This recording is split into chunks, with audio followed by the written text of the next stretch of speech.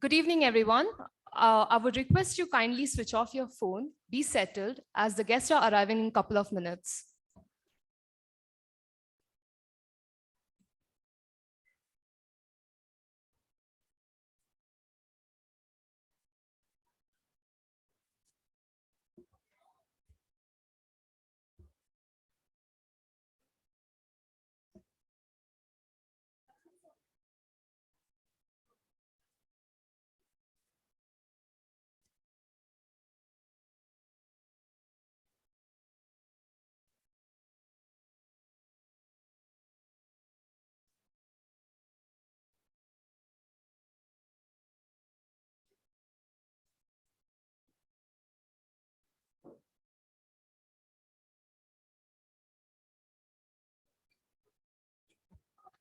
Students, I request you to kindly settle down as soon as possible.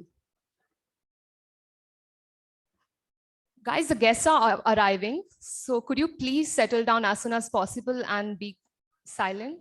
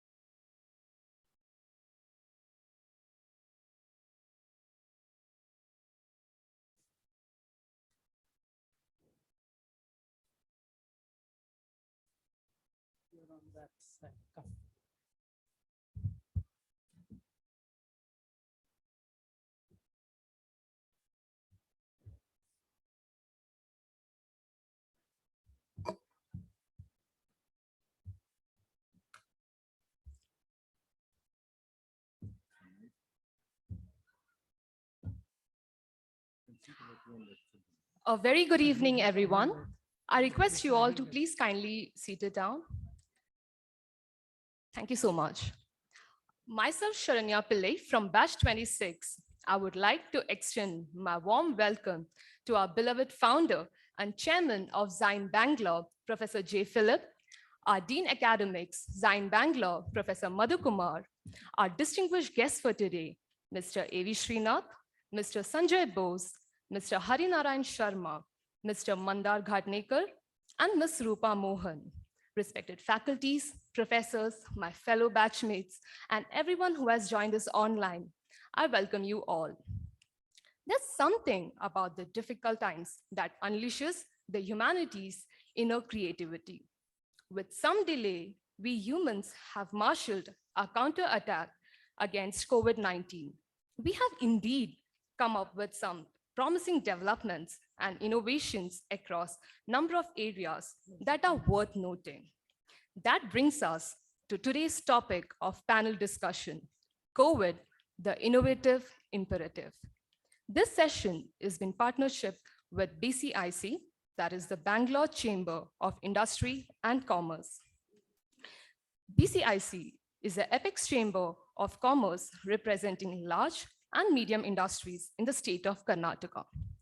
BCIC plays an active and important role in promoting trade and investment in the state and has an excellent domestic and international network of Chamber of Commerce across the globe.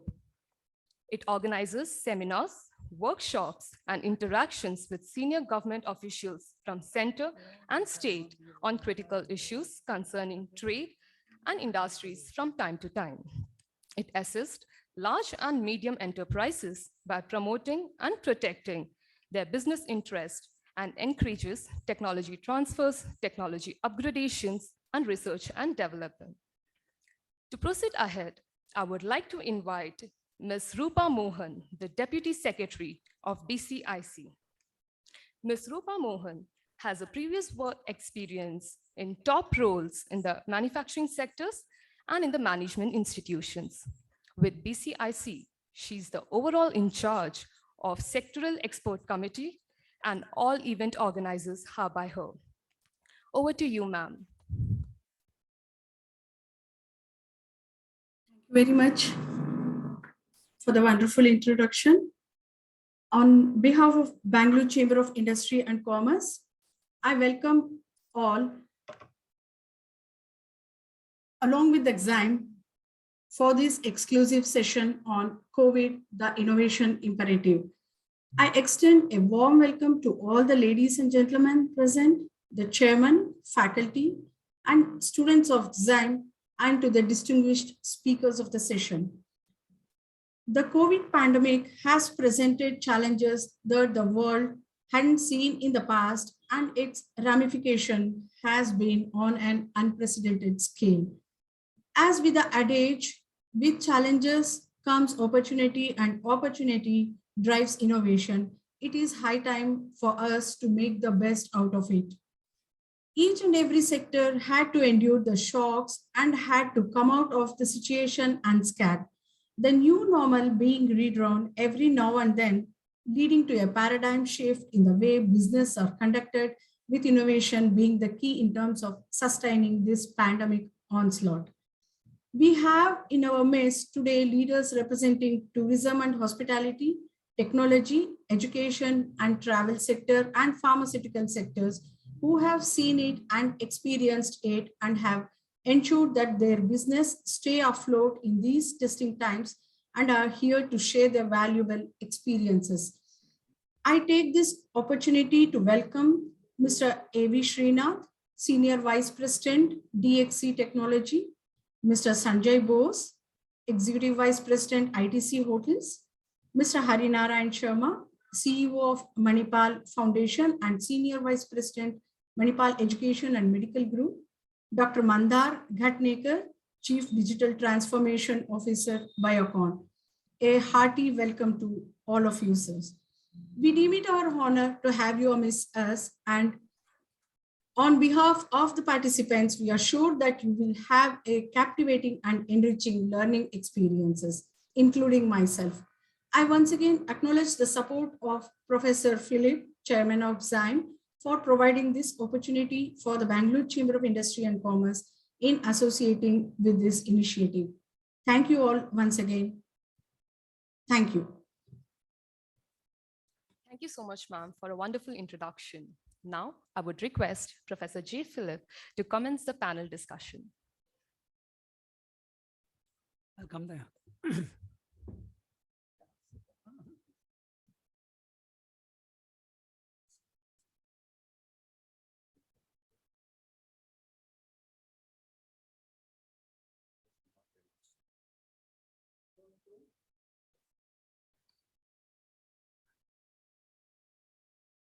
Hi, Rupa. Thank you very much for that beautiful welcome.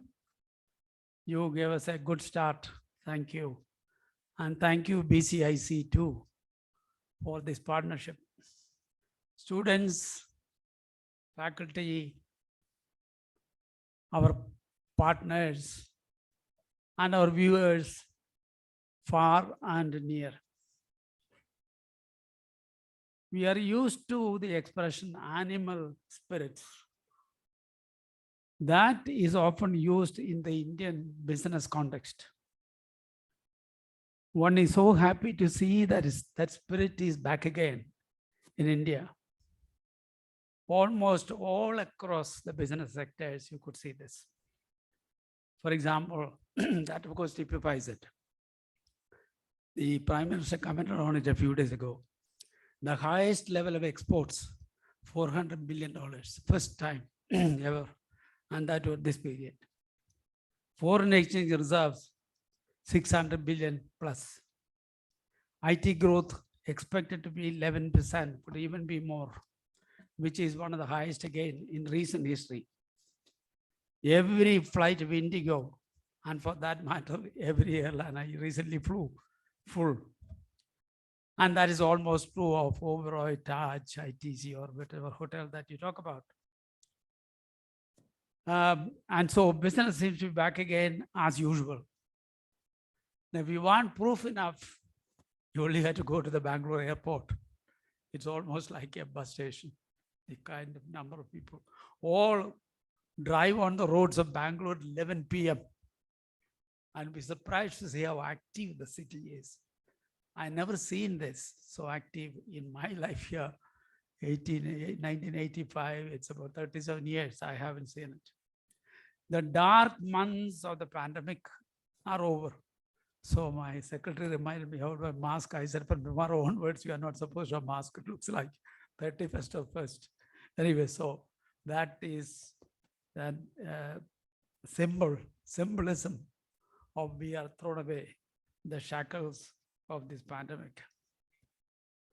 In those days, you remember the long march, can never forget, of our migrant labor and the reverse march of the IT professional going back home to work from home. The closed up hotels and restaurants, since I once worked for the Oberoi, I know what it was. The pathetic looking airplanes standing there cold at the airports with no business at all. People dying without oxygen. Oh, I read some articles. We have forgotten that. I remember the sight of a girl crying, saying, my mother is dying, give me some oxygen. Still, it's a Delhi scene. Criticality of critically ill patients waiting for a bed in the hospital. Dead bodies being thrown out into rivers. Bad dream. Thank God it's over. We are going to hear from some of our industry champions as to how they weathered the storm and emerged victorious. It is in this connection, let me take you to some interesting headlines, which I saw, interesting ones on what's happening to the country now and will happen in the next few years. First one is Deccan Herald of 2 days ago. It says IT firms set for a strong year despite what is happening in the global issues. Minister Sindhya, who is in charge of civil aviation, says air passenger traffic to surpass 410 million. That's 4 times or so in 24-25.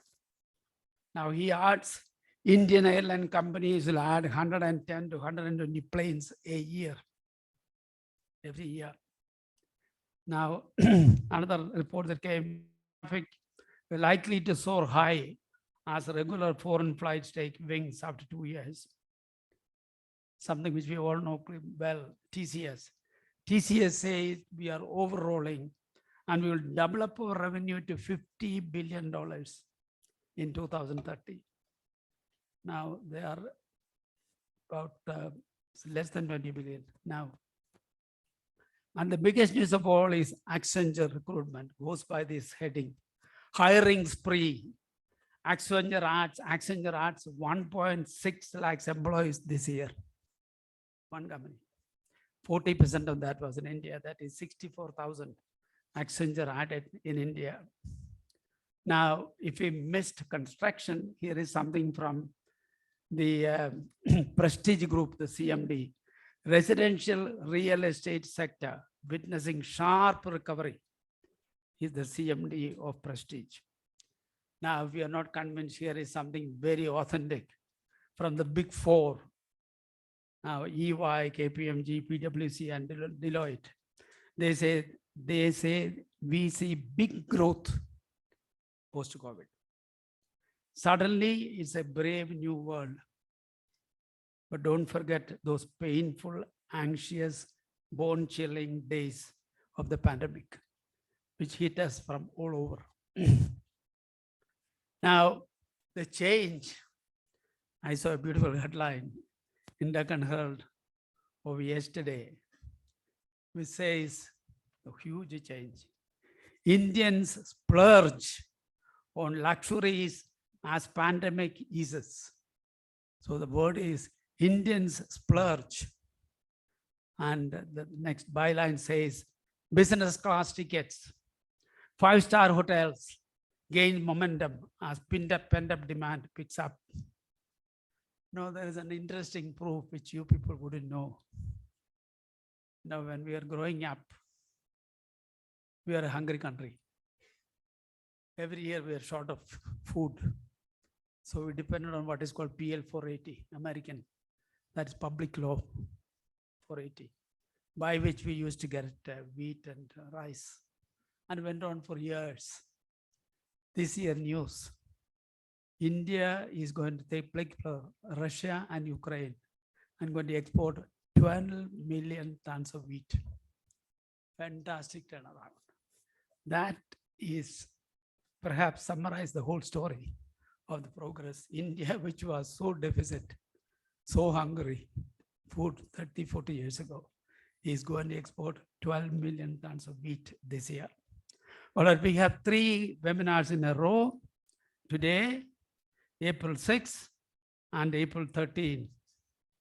The theme, COVID, the innovation imperative, which only says that COVID led to innovation and there's no escape. Innovation was imperative, right? We are going to hear today the stories of 4 India super companies as how they face the challenge of COVID. Have been introduced already. 4 senior and seasoned veterans from these companies will share with us their experiences and experimentations. Remember the old saying, when the going gets tough, the tough gets going. Let me now welcome my fellow panelists. Rupa already appeared before you.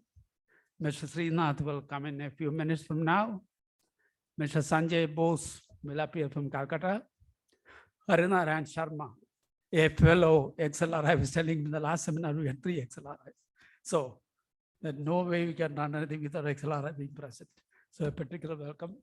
And Mr. Gatnecker from Biocom. These are our panelists.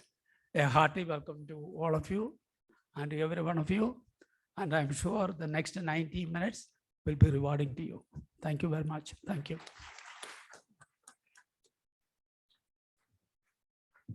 Thank you so much, sir, for such an enlightening insights and setting a head start to the session. To proceed with the session, I would like to invite the very first speaker for the session, Mr. A.V. Srinath, also known as the SAP Guru. Mr. A.V. Srinath is a VP and GM of the Global Application Service Line and Analytical Service Line for DXC Technology.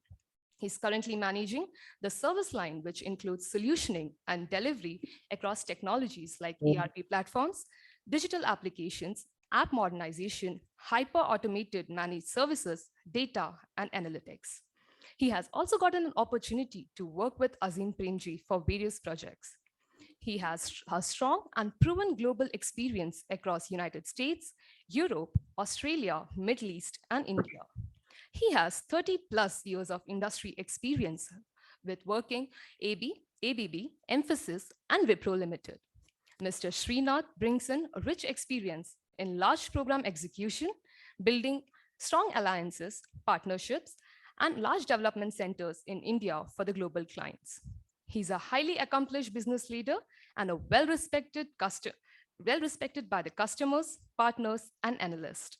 He's also participated in the boardroom meetings and has been tremendous value addition, being a part of NASSCOM, Domestic Council member, CII, and WEF India edition. Over to you, sir. Thank you. Thanks for this introduction. And I'm really honored to be a part of this entire meet, Zyme, the COVID innovation. And thanks, Mr. Philip, for a wonderful talk that you gave. Just touching on the key agenda, the points that was discussed basically on the innovation that happened during the COVID times.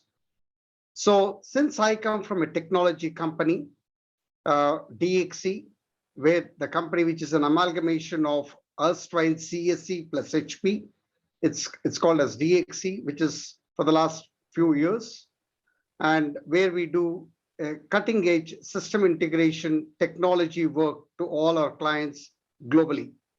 We're roughly around $18 billion as a company, where we have spread across 70 countries, and we have a team of close to 100,000 employees plus. So from my standpoint, where I'm responsible for the global applications and analytics service lines within DXC, a team of roughly around 30,000 odd employees who are part of my service line, we really experienced in the last 2 years plus on how the entire innovation, considering we were forced to sort of face the entire tough times due to COVID. Now, let me sort of touch upon 3 or 4 areas where, as an IT company, we had to really sort of demonstrate to the global world. The first one is we had to bring in a good amount of innovation in the areas of delivery, because we serve close to 2,000 plus top platinum accounts. Plus, we also have a large set of clientele where we had to service our clients on our delivery globally, spread across all the regions, all the countries, and all the centers, spread geographically. We had to bring in a little bit of strong, innovative tools, processes, frameworks, and also bring in a technology, considering DXC has moved into a virtual first model. Today, we run the entire company. This is the mandate which has come in from our CEO.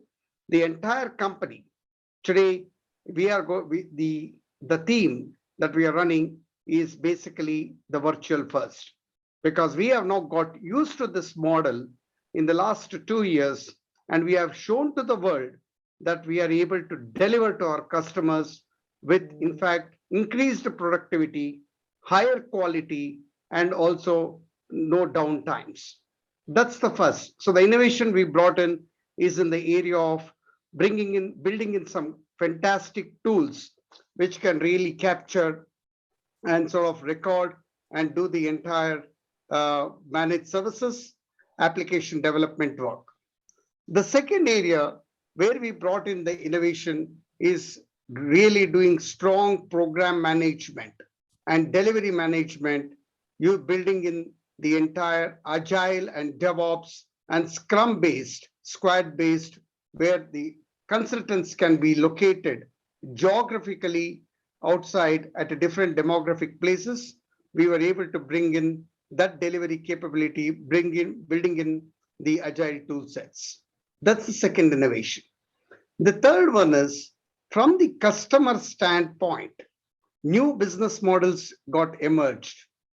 The whole concept of digital transformation, which we have been talking for the last several years, we really saw that in the last 2 years, because there was no other choice but for every company, every enterprise, and their associated companies, the entire B2B, B2C, and also ensuring that there is an outreach was all done digitally. So from that standpoint, the digital transformation, which cuts across bringing in new technologies, bringing in innovation of building the new business models, so that you are able to take that to our customer, their customers, and our customers. So we saw a huge uplift in the digital transformation space.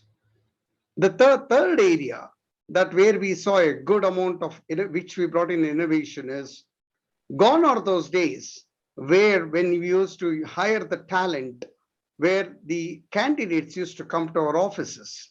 Now it's all virtual. We were able to hire close to 10 to 15,000 employees globally to really completely on a virtual first model, which includes seamless experience to the candidates that we are interviewing, and after they have joined, seamless experience bringing in technology so that the onboarding and also ensuring that they have a very good sort of a soft landing within the company. So talent, as ensuring that you get the right talent, spreading geographically across the regions, nook and corners within the country as well. We were able to do everything virtually with a seamless and a world-class experience. And there we sort of built portals, and also we ensured that the employees, the candidates who are joining are sort of ensured that they get all the infrastructure, including getting the laptops delivered well on time, bringing in the entire logistics value chain bundled together with the software platform so that it is a seamless experience. That's the second one that we were able to see is sort of bring in the innovation. And the third is ensuring that all the IT tools, processes, technology, security, so that because security plays a very big role, considering that you have got more than 100,000 employees across globally, it's all on virtual first model, which means again, bringing in the innovation with respect to with respect to the entire workspace, and also ensuring that you're all well connected globally through the several technology media platforms. We use several office platforms. Plus, we also had our own way of interacting with the employees, and also with respect to the other associates. The fourth innovation that we brought within DXC is basically all the employees in the company we were capturing the analytics. What is the time that is being spent by the employees? And there is something like a focus time. So when you are in the virtual world, on the focus time, so sort of block a couple of hours in a day to really use that focus time through the analytics engine. Every employee's time gets captured through the tool, and then give that associated time for training, for learning new skills, bringing in new technology, so that they are becoming more and more productive in the marketplace and to our customers. And that's the fourth area that which we touched on, the innovation. And the last one is basically we really got the entire systems up in place, and we really supported our employees during this tough time. Because at the end of the day, we are in an IT company. In an IT company, employees and the resources are the main assets for us. That's the only business that's the only thing that we need to take care. So from that standpoint, we came up with very, very innovative schemes, which we had never thought about it in the last several years when the company got formed, of how to really take care of their entire families, and also the employees and the associated teams, helping them out. We came up with a very, very innovative mechanism, tying up with hospitals, tying up with insurance schemes, companies, and also ensuring that every employee sort of gets a complete support from the organization. And that was done through a partner ecosystem, multi-channel system, to ensure that everybody gets addressed and their families are being taken care. So both through financial, through the healthcare, through the hospitality, all that was addressed. In fact, to an extent, I've got an aged mother, and during the COVID time, it was so digitally, electronically driven. We sort of did some camps across through and you could block through online on the portal, and we used to get all our vaccinations done across the entire length and breadth of the country. So all in all, this has really opened up a new paradigm, and the virtual first is a strong paradigm that we have put within the company. It has really opened up, and we are able to show, the IT companies are able to show to the entire world that we are able to deliver well, execute well in spite of the tough situations that we underwent. And that has happened only through the innovation that we were able to bring in across the entire company. So this is in short that I wanted to call out. And this has been demonstrated across all the IT companies because I have spent 17 years on Wipro. I have had got similar experiences talking to my colleagues and erstwhile, the resources that with whom we were with whom I used to interact, very good similar experiences. And this is what the IT companies have been able to show to the entire world, that in spite of this tough pandemic situations, we were able to excel. Now, I'm very proud to be from India, from an IT company, and we are able to prove to the entire world. With that, I will hand it over to Zain for the next session. Thank you.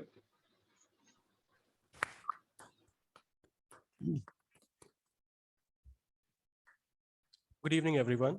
Now we open our platform for Q&A for Mr. A.V. Srinath. All right, some questions from you. While you get ready, I could start off with a question to Mr. Srinath.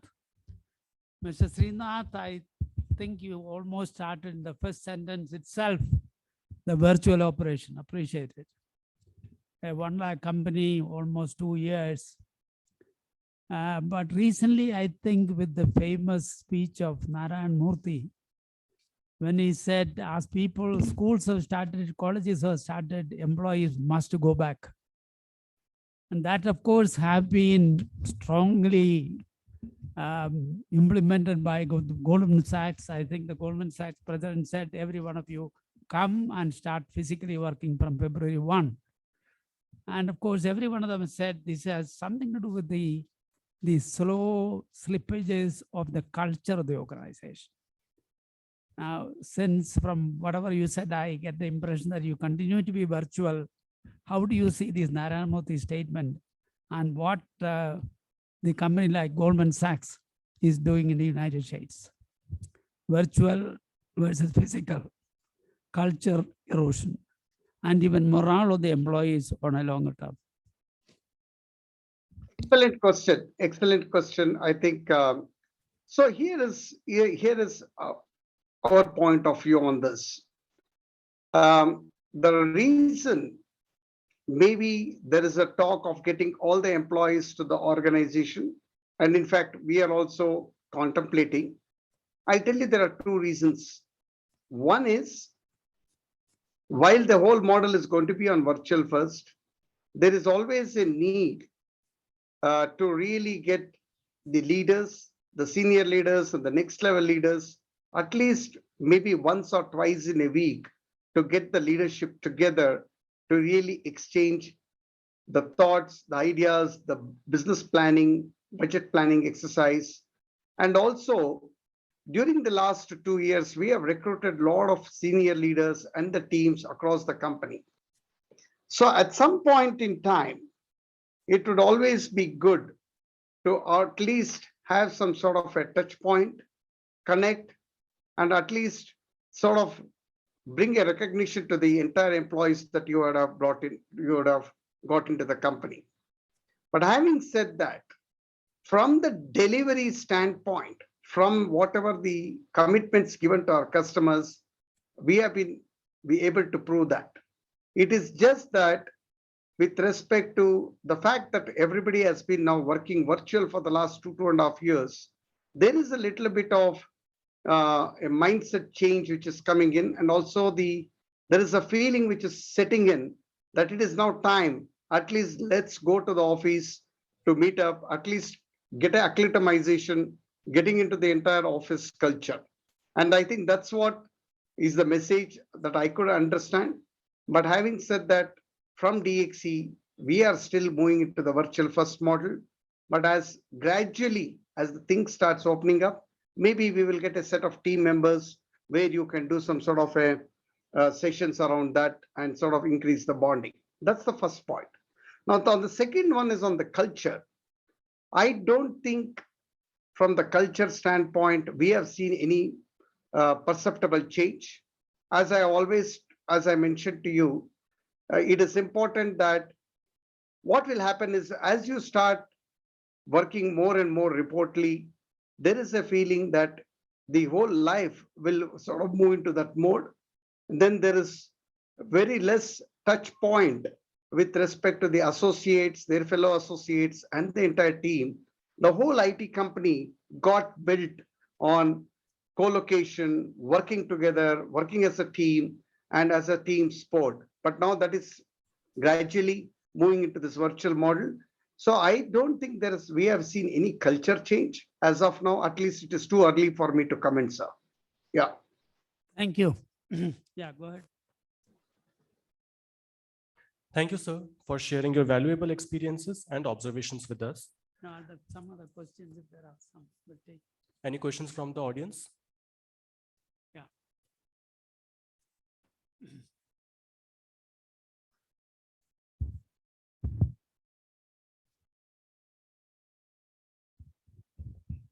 First of all, a very warm evening to all the panel members present here. So I just wanted to ask, as we have seen that businesses have very well adapted to the disruptions caused due to COVID-19, and with it being quoted as the new normal, and with different set of innovations in the digital world coming in, do you think that the variations in the workflow between the digital and the contemporary environment can be set in a balanced state to achieve the maximum productivity? Or this innovation would seem too comfortable for us and would set the contemporary methods behind? Excellent question. I think this is a great question, whoever has asked. I think whatever the organizations are today, at least for the last couple of years before the pandemic set in, the contemporary and the proven processes tools really helped us, at least from the IT company standpoint, to tide over the situation whenever when we got into the hit by this major pandemic. I think the contemporary, some of the proven standards, best practices, bringing in tools, methodologies, that will continue to remain. But having said that, as we have now got into this new normal, which is what has been because of the COVID, there are different ways of working models which has been put in place, which is what I touched upon. The whole agile DevOps, or the new ways of building the digital solutions to our customers. You can do it remotely. So those are some of the unleashing the power of technology, unleashing the power of bandwidth, unleashing the virtual first model. So that is what will definitely complement to some of the contemporary tools that which we have already put in place. Both will go hand in hand. But at some point in time, there'll be an inflection point where one has to course correct. Okay. Any other? Any other question, please? Yeah, Srinath, this is Madhu. I have one question. After you joined in DXC, there are a lot of changes you brought in terms of leadership style. Because one example I have seen personally is, you started attending more meetings with the infrastructure team rather than focusing on the apps team to ensure that client base is retained. So could you want to show throw some light on this? Anything on the leadership style that has got changed in line with the COVID changes? Yeah, good question, Madhu. And I know I had an opportunity to work with you. So I think historically the companies have been working in a way, because in a large companies you have your own vertical structure, region structure, and the service line structure. So that is historically, that's how the organizations work, and they pretty much run their business for the KPIs that's been given. There is a little bit of a less interaction when you are because you have got your own KPIs to meet. So one change that I was able to bring in personally, and this is my real life experience, is rather than being in a very siloed manner, it was important, especially during these tough times, to really work as leaders, to come in a very collaborative style. As a leadership, demonstrate collaboration, caring, and ensuring that you take the teams along, even though they are not part of your current service line. So which means that since I'm running applications and analytics service line, I used to rope in my peer with respect to the infrastructure, because DXC runs huge infrastructure. It's close to $8 to $9 billion business. Get their teams and the security and the other service lines work in a very collaborative leadership mindset, so that if there is a business problem or a customer problem to be addressed, rather than just working in a siloed way, it's not the application issue, it's an infrastructure issue, or it's a security issue, it is the end user issue. Rather than getting into that, ensuring that you give a seamless experience to the client, because please understand, the client business is equally critical. We are all there because of clients. If clients are not there, we are not needed. So it's important that we support the clients during these tough times, especially they are also undergoing, they have got their own business to manage. And that's what I have been able to put it together in the last 2.5 years I have been DXC. Madhu. Thank you. I think we'll move on to the next speaker. Sure. Yeah. I hope that you will be available for some more time, Mr. Srinath. Yes, I am there, sir. I am there for the next, until 6:30 I am there. Because Nothing we to have some more questions. We don't want to lose you. No, But I that am one there. thing was very clear the way you answered. I think, you are in control kind. You feel very comfortable with the new system. Wonderful. Thank you so much. Now we'll move on to the next speaker. Thank you so much, sir. Now I would like to introduce Mr. Sanjay Bose as our next speaker. Mr. Sanjay Bose is a consummate HR professional with 2.5 decades of experience and currently heads human resources for the hospitality business of ITC Limited. He is responsible for all people aspects of the business and is also part of the leadership committee. Before taking on his current responsibility, Mr. Bose headed global HR operations for the Taj Group of Hotels, and his responsibilities spanned 12 countries, including UK, US, and South Africa. Mr. Bose has served on various professional bodies and is currently on the National Committee for CII for IR, National Committee of CII for Skill Development, CII Regional Committee North for HR and IR, and also Advisory Committee for National HRD Network NCR Chapter. He is on the Executive Committee of the Global Sustainability Hospitality Alliance based out of London, UK. His contributions in the field of HR have won him multiple accolades, including CHRO of the Year 2019 by Business World. Over to you, sir. Mr. Bose, please. Thank you and good evening. Am I audible? Yes. Okay, thank you. So good evening, ladies and gentlemen, faculty members, my co-panelists, and the dear students. And we are missing you.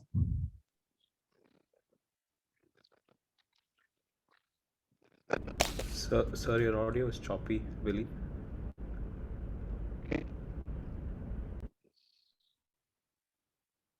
Mr. Bose, we are not getting you.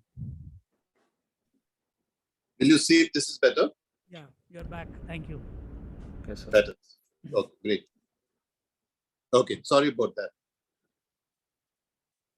So with 2 years of COVID, we still haven't mastered the science of speaking without interruptions. Okay. So what I'd probably like to do is I'll just do a series of short incidents, anecdotes, and stories, which we saw in the last 2 years. And you will see that some of these are reflecting on what happened with our employees and what happened with our customers. So we are in the business of hospitality. We do primarily two things. We run large 5-star hotels, wherein there are two primary aspects. We provide a people to sleep in, a place to sleep in, and we also provide food and beverage. So that is basically just the two elements that we have in our industry. Now, if you go back to the 20th of March, 2020, that is when the curtain fell. And overnight, the country went into lockdown. 20th of March, as you know, is a crucial time because for all Indian companies, it's the financial year end date. And more than that, it's towards the end of the month. So here is story number one. As a company, while the lockdown was announced overnight, we decided that we need to have the salaries in the hands of our employees. We have a large base of about 16,000 employees who come from the lower middle class economical strata, and for them the salaries matter.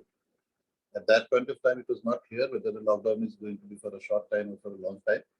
So the least we could do is to give the salaries in their hands. But how do you do that? Because there's a lockdown. People are locked in their houses. Somebody who needs to process the salaries need to come to the hotels and do it, right? We don't have a remote system. So that's the first one. Across 25 locations, we had people who traveled through the restriction. They got caught by the police in the road.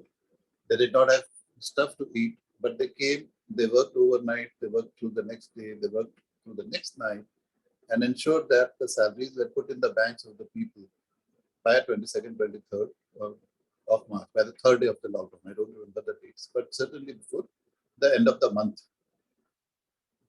So that's the first story, of how people reacted in our system to the onset of COVID.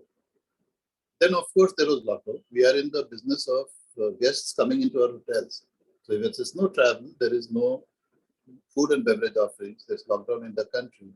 What do we do with our business? There's nothing much to be done. So in that case, what happens to the employees? That was the next question. Our industry per se saw probably the highest number of job losses in 2020 in phase one of the COVID pandemic. For us, it was an opportunity to upskill. So overnight, I think within a week or 10 days, we tied up with an Australian company which provides bite-sized learning programs. And so suddenly, within a spate of 15 days of the lockdown, all our employees had this training content which was being pushed on their mobiles, and then the option to do 200 courses and so on. Now, if you look at it, the success of this lies also in the spirit of the employees, the workforce, because they're at home, and instead of spending the time worrying about what COVID would do, a large majority of them chose to upskill their knowledge and their talent because of the service which was provided. During the first 90 days of COVID, we clocked about, on an average, every employee clocked about 2,000 hours of learning programs. So on one hand, we had the business which was totally shut. We are incurring losses because our fixed structures were lying waste. On the other hand, we are using that to upskill our employees so that when we came back, we would be coming back with a much stronger knowledge base and much stronger skill base. This was innovation to its best about converting, an adversity into opportunity. That was one. The second piece was, how do we convert, this whole sense of insecurity? If you remember what was happening in those days, we didn't know how long the lockdown would last, right? We didn't have any visibility of whether business would come back, when it would come back, etc. So what happens to the livelihoods of people? Even if we keep aside what was happening because of the pandemic, there was this huge insecurity about jobs and future, and people are dependents at their homes, etc. We put in a very simple system. We said that every HR person in our system would call 10 people. Every HR manager would call 10 employees from across the startup. So it was very simple, right? You have to pick up the phone and speak for about 15-20 minutes to one employee into 10 every day. How it turned back is, at the end of these 3 months, by the time the first wave was proceeding, we had immense wealth of information about our employees and their psyche. Right? We put it into a software, the kind of conversations we had. We knew about their family, we knew about their insecurities, we knew about their financial system, we knew what was happening to their extended family back in their villages. But people who were back in their villages, we knew what would happen, what they would look forward to when they came back. And mind you, this was not only for our employees, this was also for all the entire base of our contract employees. So another example of how you convert adversity into opportunity. At the end of the COVID period, when the industry was facing such huge losses. We were coming back enriched in two ways: huge amount of skill development and the huge amount of knowledge about the pulse of an employee. In a normal world, probably would have never have gotten that opportunity to know how our employees feel, what's happening with them, etc., etc. So this is the first part of the story, which was phase one. Now, if I flip it around and give you the customer perspective, while that lockdown happened, it happened overnight, right? So flights were stopped. So we had hotels which were running. A large portion of the people who were living in, they went out. But there was a substantial people, people from overseas were trapped into the hotels and they had no place to go. So you can imagine the situation of those people who are trapped in a hotel. There's no way that they can step out. There's no visibility of what's going to happen. But since they are our customers, we need to take care of them. So who takes care of them? Because there's a lockdown and people are not supposed to come into the structures. So that was the second piece, how people volunteered to came forward. We created bubbles. And there is hundreds of our employees who did not go back to their families. They stayed in the hotel structures for close to 5 to 6 weeks on an end. And there was only one motivation, that they wanted to serve our customer. So at the end of the lockdown, when these rescue flights started and people started going back to their own countries, we had this huge loyal base, a database of customers, this huge loyalty which we created, where people swear by our hotel companies, saying that this is, we could have never imagined that a company would do something like this, putting their own employees at risk, employees putting themselves at risk, and staying away from their families, their loved ones for 6 weeks, and taking care of customers. So this, is the other dimension. This only pertains to phase one. If we come to phase two, business was slowly coming back, things were getting to normal. While you have to wear masks, take precautions, it felt as if it was coming back. So people were seeing some light at the end of the tunnel. And then you had the Delta variant, which was the most deadly. So this part is about how the company dealt with it. So we have a large presence in Delhi NCR, which was very, very badly hit. There were no hospital bed spaces, oxygen cylinders, infrastructure was crashed. Similarly, in Kolkata, etc. So as an organization, we took certain decisions. The first is that there's no holds barred in terms of money. If there's an employee who needs it, and when you say employee, it's not only the employee, it could be the family, it could be the extended family. Anybody who's part of your extended family, the organization will do everything to ensure that you get proper medical treatment. We invested a substantial amount of money and we created a 90-bed hospital in Kolkata. We converted a stadium into a hospital with the essential medical care. We then opened up another camp hospital in Haryana with all facilities, and all this happened within a space of 2 weeks, when the second variant hit. So this was not for our employees, this was for the public at large. But in a time when the hospital beds were so scarce and infrastructure was so scarce, we had the opportunity to create this and earn some goodwill from the communities that we operated. We imported oxygen concentrators, etc., from China. All this happened within a span of 10 to 15 days, and we had hospitals up and running within 15 to 20 days of the Delta variant hitting us. So that's one story of how the organization reacted. The last story is about individuals in the company. There is no call for someone to risk their lives in a situation like this. And if you remember, there was huge, fear of infection and of the contagiousness of the disease, wherein you could not, take any risks for your health, because if you get infected, you spread it across your family and your near and dear ones. How do you get in this environment for your employees to come and service your guests? Their guests are coming in from other countries, other regions, and on many occasions passing on the infection to your employees. And what motivates your workforce to serve in such environment? We are not in healthcare. We have not signed up for working in such environments. We are plain, hospitality people. this is where I think the dimension of culture comes in.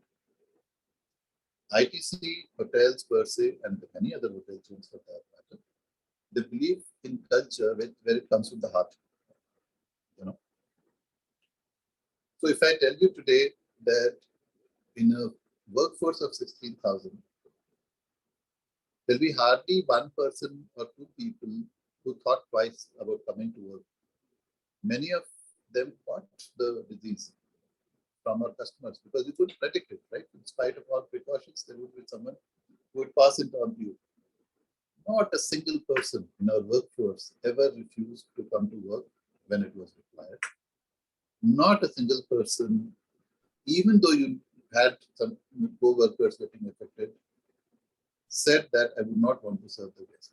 Of course, that put a lot of responsibility on us to ensure that our processes were touchless, contactless, etc., which we did overnight. But having said that, that speaks volumes about the kind of culture that that the organization has.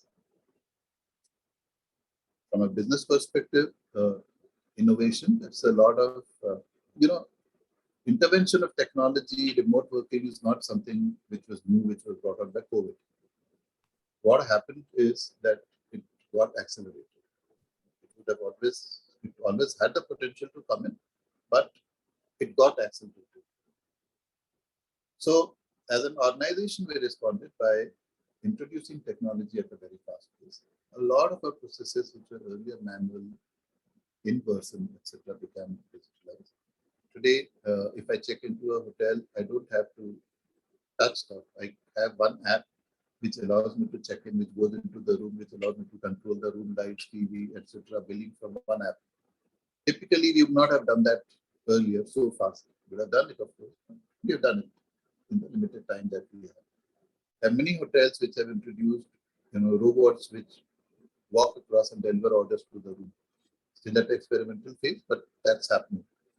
So a lot of this intervention, which has to do with technology, was brought in an accelerated manner. The challenge that we as an industry are facing is how do we maintain the warmth, which is the hallmark of what we do, by being contactless. So that's where we stand, and we're working towards many solutions. But this is my story, and I hope it touches some of the aspects that we wanted to do. Thank you very much. Thank you. Thank you so much, sir, for such a insightful and enriching experience.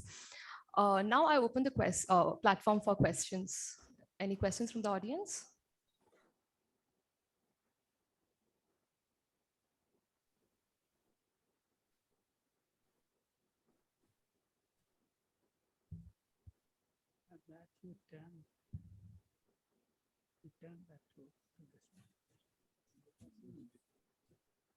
Oh, that has come. Okay. Where is it? Come. Chalo. Wait, can he put on? Good evening, sir. My name is Jay Manish. Sir, so my question is, since the international flights have started and people will be coming in a bunch of numbers, so do you have any strategic or long-term plans, like how you will bring the staffs back to your organization, or the hospitality sector? Like they have upskilled and went to other sectors. So are there any strategic plans or long-term plans, sir? Sorry, Manish, just repeat the question, the last part, please. Sir, are there any plans or long-term or strategic plans, like how you will bring back the staffs for your organization who upskilled and went to other sectors? We didn't lose anyone. Sir, in the due to pandemic, many of them have upskilled them and went to other sectors. No, sir. Like my question. No, they haven't. Sir, you said no, like upskilled. Yeah, but they didn't go to other sectors. They upskilled and they stayed with us. Sir, Not a single person in ITC hotels lost their jobs in the pandemic. And majority of them, except for someone who wants to go and study abroad, etc., they continue to be with us. Okay, sir. Thank you, sir.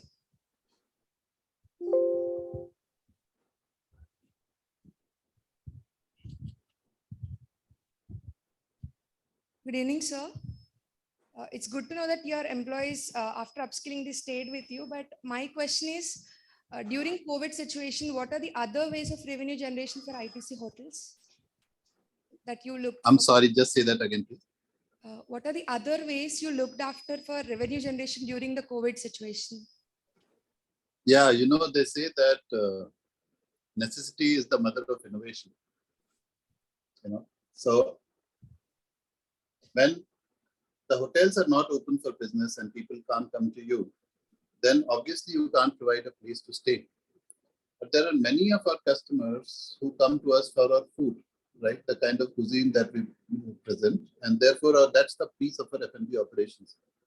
We did something that we never did as a hotel company before. We cooked in our kitchens and home delivery, right?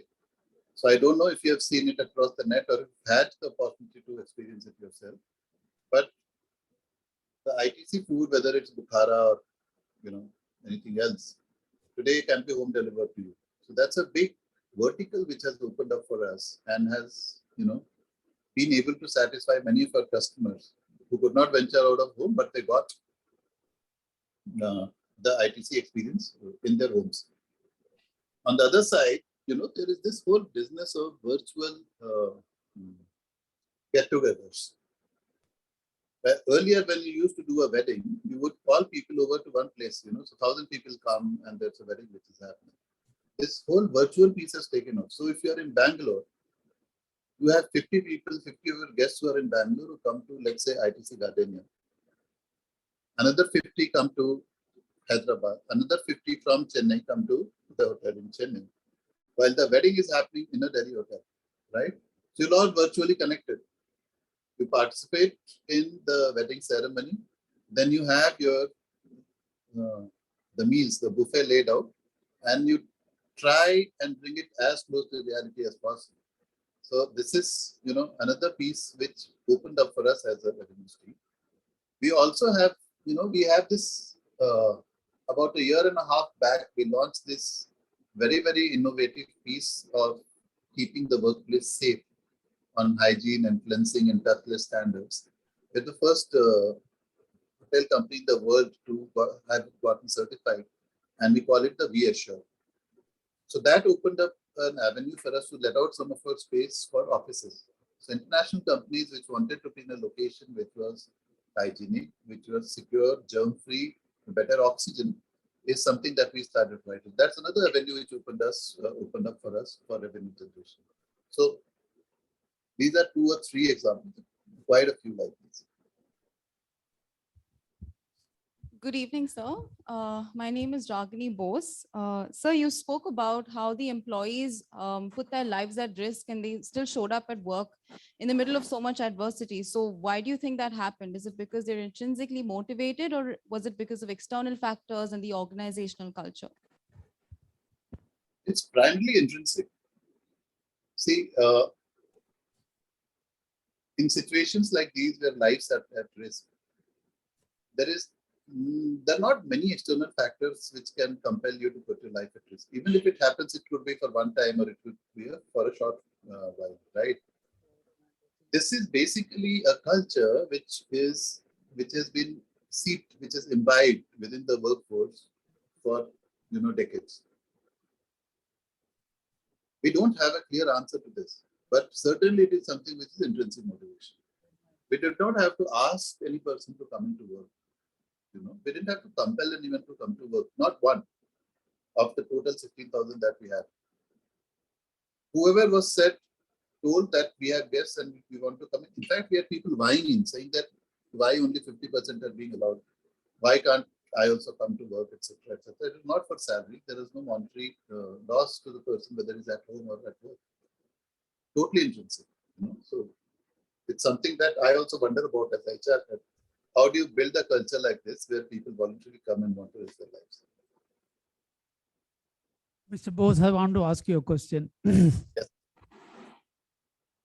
Can you hear me? Yeah, I can.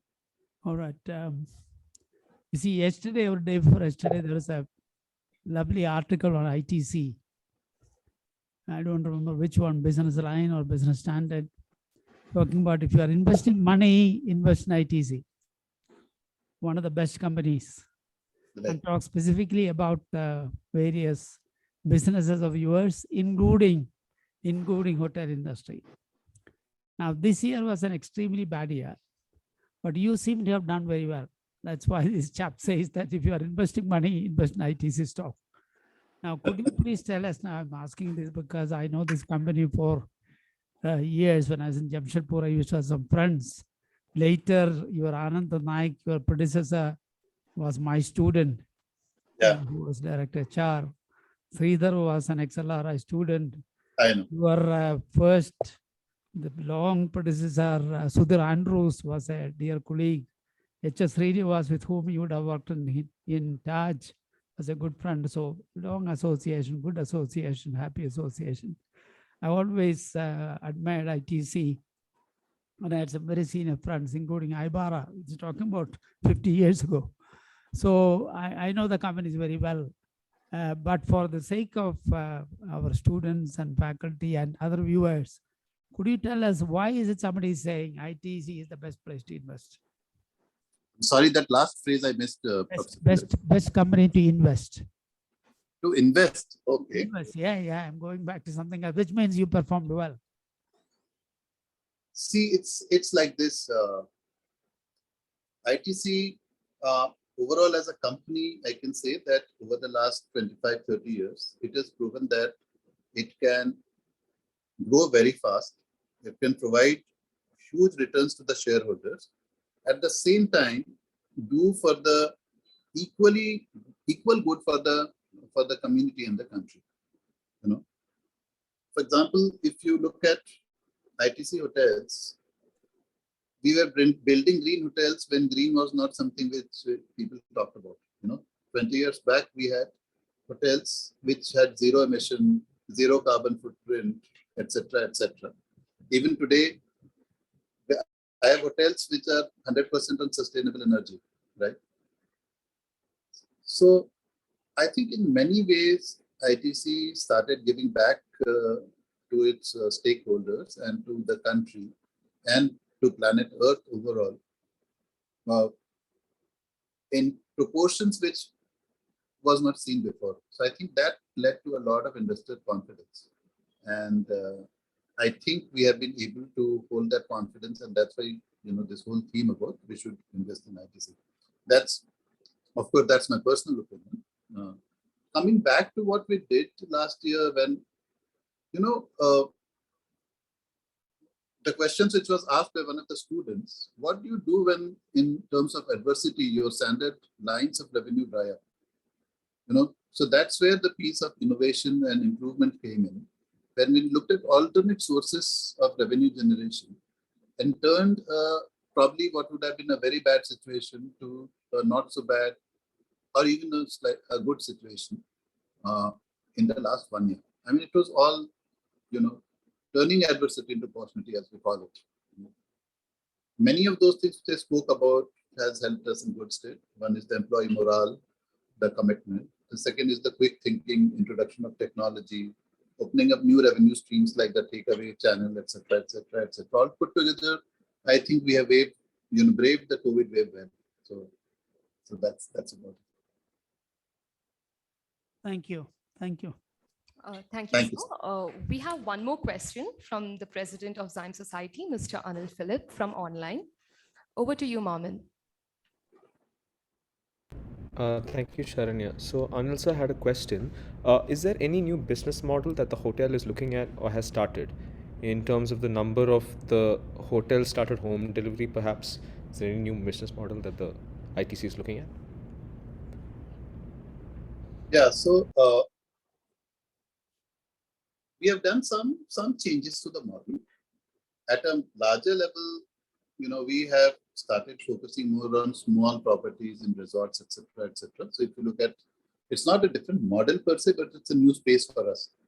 Because ITC has always been in very large luxury hotels, but we have also during the COVID time, we have signed up for a lot of small boutique getaways. We have launched a new brand called Story, and that's a new space that we have entered. We have also launched a new brand, and it's very strange that we did it in the middle of COVID. We have launched a new brand called Mementos, which is about luxury hotels, but slightly different. So that's one piece. And the second piece is in terms of our hotels. Hotels are primarily you come, stay here, and go away. We have introduced a hybrid model, which is more in terms of kind of a vacation stay, a club med kind of model. So that's also been introduced, which is actually picking up very well, where you can buy like a holiday for 10 years, a certain number of room nights that you want to come and spend in our hotels or even give to your friends, etc. So that's another model which has been introduced, which seems to be doing pretty well. These are few examples. There could be a few more. Thank you, sir. Yeah. Thank you so much, sir, for sharing such profound. Thank you. Thank you for sharing such profound experiences and insight. It was really enlightening. Moving ahead with the next speaker, we have Mr. Narayan Sharma, CEO of Manipal Foundation.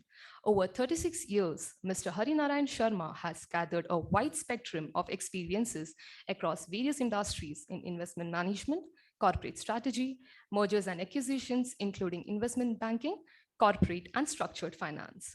As a part of Manipal Group Chairman's office, he currently oversees and mentors early-stage investments, drives special initiatives in areas of higher education and healthcare management. Prior to this, he was managing offshore investments and corporate affairs for holding companies based out in Mauritius. All these expertise in the field of health and education holds him well as he discharges innovative initiatives for CSR wing for the group in the areas of rural education and healthcare. Mr. Narayan has also worked with Tata Steel Group Jamshedpur for 12 years, playing an integral role in group synergy and capital planning and in project finance for setting up India's first sponge iron plant. He's also an MBA from the prestigious College of XLRI Jamshedpur and also a fellow member of ICWA India. His personal interest includes sharing work experiences, learnings with budding youngsters like us in the MBA schools. Stage is all yours, sir.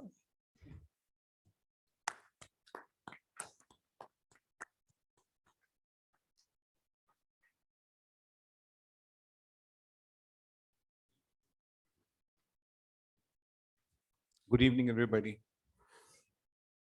It's a pleasure to be with all of you. And I must share that about 3 weeks back, when a very close friend of mine told me that there is this event happening and that the gentleman is going to be sort of hosting the show is one of the first founder members of XLRI, I said, I'm going. It's an alma mater, and it's an honor to be in Sir's presence today because he started this when I was not even born. So there's a very fond memory, not just with Sir, but with the institution in which dragged me here today. And as I was mentioning to them, I would have committed a blunder. I thought it was 31st and I was supposed to go out of station. And then yesterday morning, I suddenly noticed it's 30th. So I got the opportunity to reschedule and be with all of you today and be with Sir and the entire faculty. So thank you for giving this opportunity. Unlike both my predecessors who have spoken about respective functions, IT and hospitality, and when you heard my profile, you must be wondering what this guy is up to. I mean, been in corporate finance, been in projects, been in mergers and acquisitions, then some offshore bit, and then now CSR, then education. So I'm sort of a man who can fit into any round peg, any hole, any size. That's the way I've grown. And I think it largely comes from the learning that we had at XLRI. It teaches you to be a very grounded person. You can pick up any thread and run. It doesn't make you stick to being purely finance. I mean, somebody asked me, what did you specialize in? I said, I don't know. Maybe finance, because that was where the core strength was, and that's where I worked on. But I think it's the ability to see a 360-degree view of any situation. And that's what an MBA school typically does. And I feel that has actually helped me to discharge this multiple set of functions over the years. And because of which today I lead a very interesting space, which is the CSR. And nothing to do with corporate finance, nothing to do with mergers and acquisitions. It's a completely different space of how do you reach out to people. I also wear another hat, which is, I play a role in the incubation forums at all our university colleges. So there is innovation, which I'm trying to, help. Then there's CSR, which is touching the heart. And then there is healthcare, because I've been part of the healthcare system. So what I'm trying to put together is an amalgam of all these three pieces in terms of how COVID possibly needs to be seen in the larger journey of innovation. So that's my theme. And it will therefore not be similar to what our previous speaker spoke in terms of specific changes that the organization did, but it's more in terms of asking questions so that all of you will be the next people who will run organizations can think about how do we create a culture of innovation in organizations. So that's what I plan to do. So if you see what happened during the pandemic, don't try to read it. There are multiple 10 points there, and I will just narrate a few. Idea is not to paint a gory picture of what all didn't happen. All of us know that suddenly there was a need for, we didn't know what sanitizer to use, whether we should use UV to clean our vegetables, whether we should, wear masks, what mask, single mask, double mask. We didn't know that. The biggest challenge from a healthcare perspective was the healthcare worker themselves. How do they take care of themselves when they are exposed to people, when there's a surgery and the person is, there is a blood there? How does this person protect himself? And then how do you, as Mr. Bose said, how do you ensure that the people who are actually giving care are taken care of? So there was a big challenge to the healthcare workers themselves. The bigger challenge was nobody was prepared clinically to address a problem of this magnitude. When suddenly, instead of getting, say, 100 patients a day, you're getting 1,000 patients a day. I still remember a situation when there were 36 ambulances waiting outside the hospital in the absence of a bed. So you have a problem of beds, you have a problem of people, and there were situations when a couple of our hospital operators were sick themselves. So the question is, who leads? In the crisis, who leads the organization? How do you manage a crisis of this magnitude? What do you do in terms of managing resources? The whole protocol itself of managing a patient, people said, put plasma. Somebody said, oh, vaccine is the only cure, but vaccine is far away. Somebody said remdesivir is the solution. So people were all over the place in terms of finding what should be done. So the absence of protocols to manage a crisis of this nature itself became a challenge. Then, of course, the whole issue of non-availability of a whole lot of oxygen concentrators.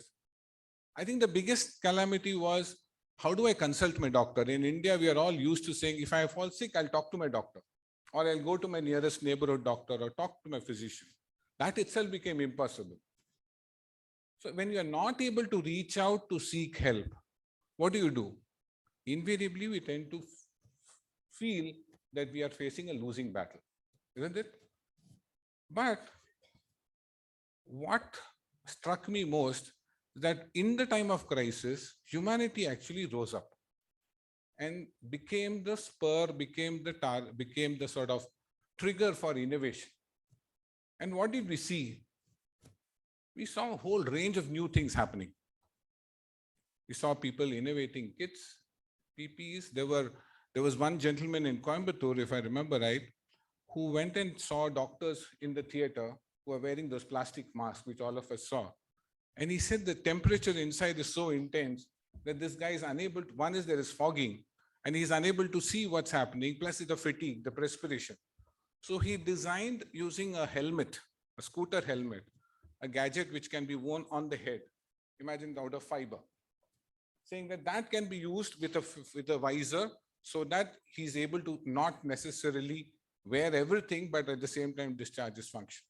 So innovations came in different forms. People just said, what do I do to help humanity? That was the trigger. Nobody said, I'm going to innovate to become the next unicorn of the world. People said, I must innovate because humanity needs this. So all the innovations, if you see there, that happened, some of them are, simple thing like a track and trace of hospital beds. I mean, we didn't even know that if there are 1,000 beds, how do you allocate people between various locations? Now, somebody developed a quick solution. And I'll come to what with these solutions, what do they mean? But the point that I would like to highlight is solutions are possible, innovations are possible, and people stood up to the time. But the question that I have for all of you and for everybody is, do we need to wait for a crisis to trigger innovation? Many of these changes are necessities today, but could we have preempted many of the changes? Many of the innovations have made us far more efficient today. Do you agree? So when we can drive newer technology in our lives today, ordering food is just a button away, right? This could have happened 5 years back, right? Ordering a car is so safer. You ensure that the car is clean. All that is at the button. Now, my question to all of you is, do we need to wait for a crisis to innovate? Obviously not, right? I can see many people shaking their head. It's not. Now, let's go to the next. In terms of, therefore, is problem solving and innovation was a question that came to my mind. All these were problems. And then we classified them as innovations. And I have certain views on it, which I will share with you. Certain key observations that we made was there was a tremendous spirit of enterprising. I must find a solution. And I know I can make it. The spirit of enterprise, especially in Indians, is very high. Not jugaad. This is a question saying, I can do something different. I can make a difference. What we also observed that many of the innovations were driven by technical people, technically competent people. I'm not saying others did not, but there was a high overdependence of use of technology and calling that as innovations. And it's cut across spectrum. It's not just product development, service methods. As Sir was saying, they suddenly started serving food at home when everybody wanted to have a marriage. That was very interesting. So the innovation spread across a spectrum of things which impact our lives. It's not limited to only health. It was not only limited to education. And I'll give you an example. We, as part of our CSR, we cover government schools and we do tutorials for the 9th and 10th standard government school children. And we used to do it in physical classrooms early in the morning and late in the evening. Now in COVID times, schools were closed. So what do? The teachers came and recorded 500 hours of content, the same subject which they would have otherwise taught, uploaded it on YouTube, told the teachers and the family and the neighborhood to make the child access this. So the teaching did not get disrupted across 100 schools, 10,000 children during the COVID period.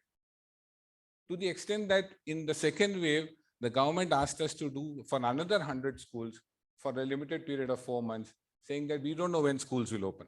So the same content which got created at one time suddenly became available for covering X number of students without incremental effort at the click of a button.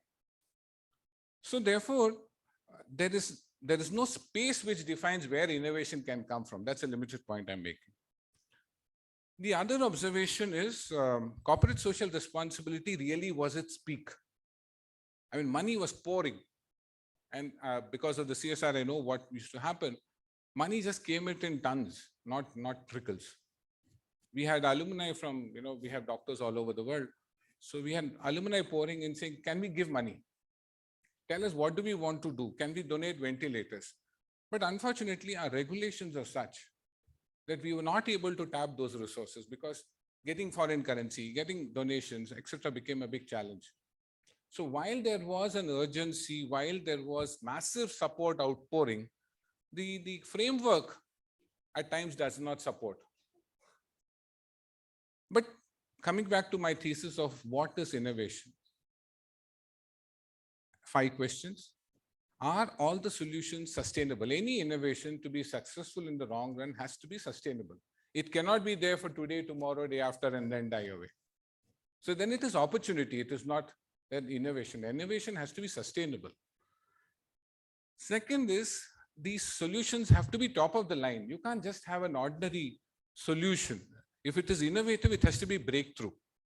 Getting an appointment to a doctor is not a breakthrough solution. It's an administrative convenience. Whereas if I can have a wearable, I'll give an example. There's a company in Israel which possibly, not possibly, it does. It can face read. And through the face read, it can measure your BP, your HB1AC, and few other parameters on the basis of the color. And this is being used globally for insurance companies to screen. And imagine if this is made available to all of our people when we are unable to access care. So use of technology has to be such an order that it makes it clinically excellent. It cannot be also there. So any innovation has to be top of the line. Of course, technology has to be disruptive. It cannot be doing what man does and say, I have incorporated technology. It should ease the whole process. You should be able to circumvent the conventional process, not replicate. And all of you have witnessed to how today people travel. You don't need a boarding pass to be printed out. You go and scan, the whole thing works on an autopilot. You're just walking through. So those are disruptive uses of technology. Similarly, on the healthcare side, as I mentioned, this innovation. So every part of the clinical pathway today can be innovated. For instance, there is, and many of you go to the airport should see, there is a small kiosk next to the Aster clinic, which has got an X-ray machine. And the X-ray machine has built in an AI-based algorithm. This is not done by us, this is done by somebody else, which can detect TB and COVID. It's still on an experimental stage. Now just imagine when there was a bottleneck in terms of RT-PCR tests taking 1 hour, 4 hours. If there is a faster screening, then you would have screened 20 people, maybe 5 would have been positive, those would go to the next level, but at least 15 would have gone through faster. So those are what I mean by disruptive use of technology. The next element which I have is, and this is again based on experience, there were too many people trying to do too many things at the same time. So there was no concerted direction or focus. Everybody said, okay, I need a ventilator. So somebody went and designed a manual ventilator, incorporated some technology into it. Somebody said, how do I do a rapid action test? Somebody came out with a kit. So they were all efforts, obviously all of them were well-meaning, but they were all in different directions. There was no concerted effort that could be seen from a directional perspective in terms of which way the industry should go. So the need for a concerted direction is very critical. And the last is that, CSR invariably we think is charity, but actually not. And the question that I asked myself is that, did CSR really fund innovation? Can it fund innovation? Because the corporate responsibility is also to create the future. One is to protect to provide for the deprived is one objective of CSR. But can CSR be also used for the purpose of funding innovation? And I believe so. Right? Because when you're talking about a public health crisis, it is not a business situation. It's a humanitarian crisis. And there cannot be a better source than CSR to fund innovations which have an impact on humanity. So that's my belief, that's my hypothesis, and I presume it will resonate with few of you. So therefore, what are the 4 or 5 things that can be done? One, definitely there must be a very clear direction in which innovation is driven. And as our chairman said, as students, all of you would want to be the startup entrepreneurs of the next generation, right? But you also have come in with a particular objective of acquiring a qualification which will build capability into you. And then you make the choice of whether you want to lead an entrepreneurship journey or whether you want to be a service person. But there is a sense that we have to be very clear as institutions that any effort to drive innovation should be with an end objective. Not just try to do something because I feel it is good to do or it is a challenge to my capability. So there must be an alignment in terms of policy or which way direction education should be innovated, health should be innovated, or any other space should be innovated. Otherwise, we will have too many Me Too products which will just die by the side.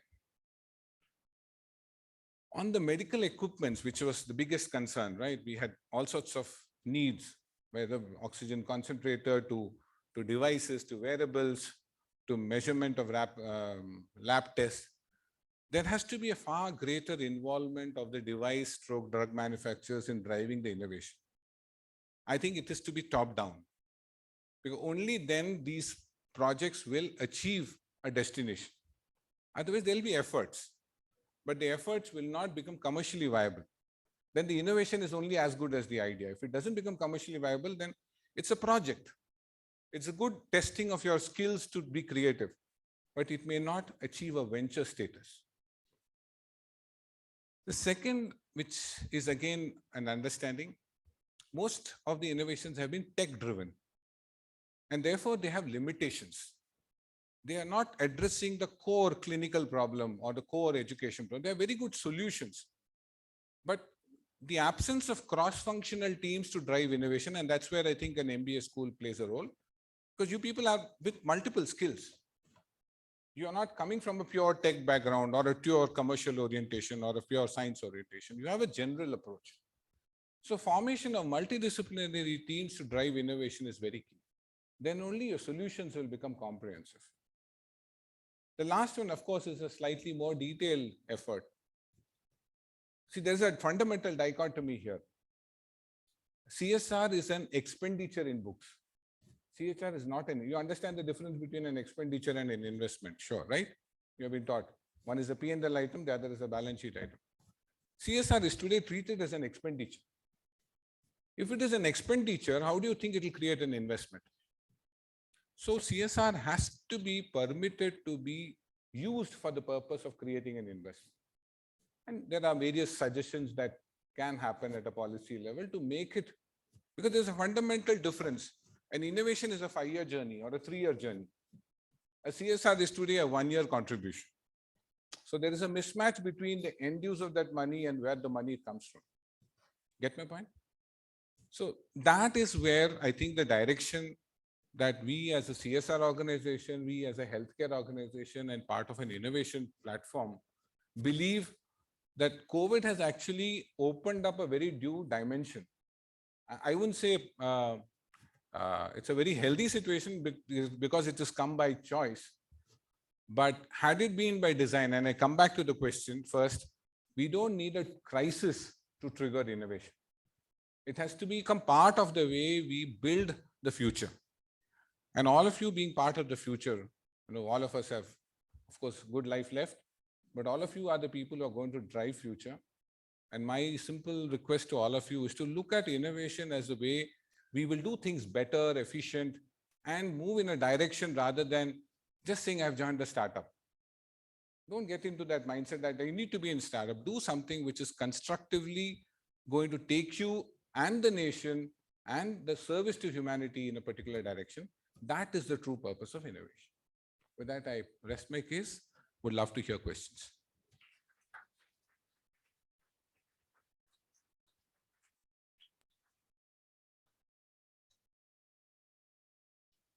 So.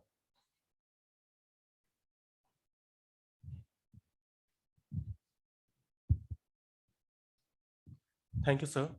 Now we open our platform for question and answer for Mr. Sharma.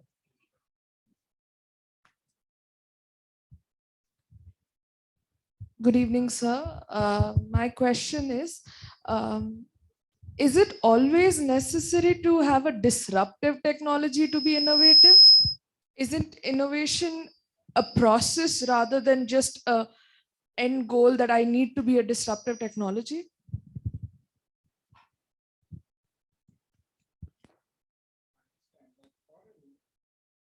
For an innovation to be successful, there must be something unique about that innovation. There must be a strong entry barrier to that innovation. Otherwise, it's a me too. Everybody can copy it. Then it no longer remains an innovation for long. So to that extent, there must be a very strong need to ensure that either the technology or the know-how that's got embedded into that solution is something which is not replicable, at least for time to come, and which will stand out uniquely in the market. I'm now coming from an investor perspective. If I have to invest in an innovative product or a solution, I will not be able to justify the need to invest in a product which can be copied by anybody else in a year's time. I will look at those which have inbuilt ring fences around it, which protect the intellectual property in that innovation. So it's very important to incorporate that element of secrecy, recipe, whatever you want to call it, which makes it robust and which anybody will find it difficult. They may understand the end use, but they may not know how the recipe was made. I hope it's clear. No? Sure, go ahead.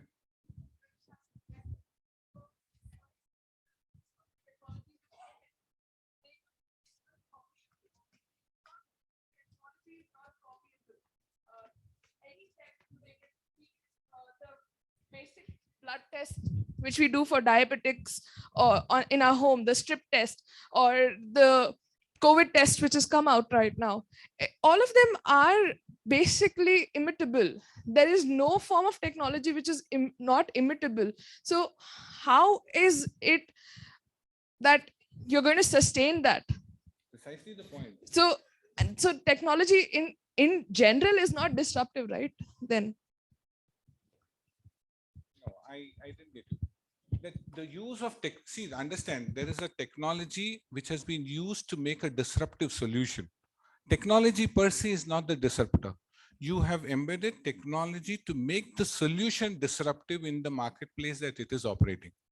So it is the solution which has to be disruptive and not the technology alone. Technology is an enabler to make it. For instance, the copyability that you said, most of the Netflixes have been replicated. But the question is, how many of them will sustain over a long period of time? Those which have something unique or in terms of a feature which is not easily replicable are the ones that will sustain.